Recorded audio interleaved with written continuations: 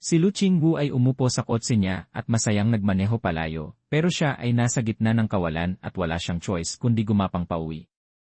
Umalis si Lu Qingwu na lalong nagpagalit kay Se. Masama niyang sinabi, sana sumabog ang gulong mo, tumagas ang gas tank mo, at makaranas ka ng malas kahit saan. Hindi inaasahan, nasira talaga ang kotse ni Lu Qingwu.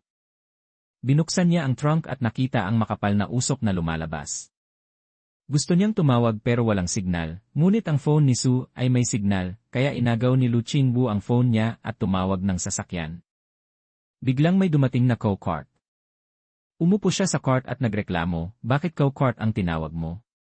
Prinsesa ba ako at naka-exile? Inis siya at sinabihan siyang tumahimik.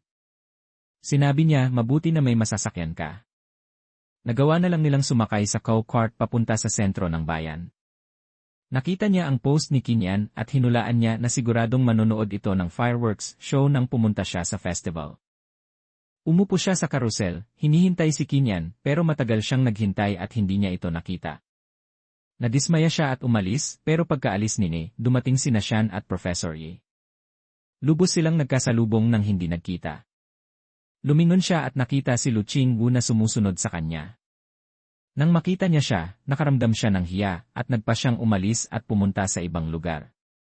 Pero patuloy siyang tumitingin at hindi makahanap ng labasan.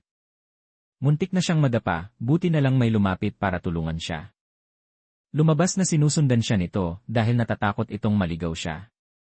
Nang makita niya na nasugatan ang paa ni Lu Qingwu, mabait siyang tumakbo para bumili ng band-aids. Naantig si Lu Qingwu noon.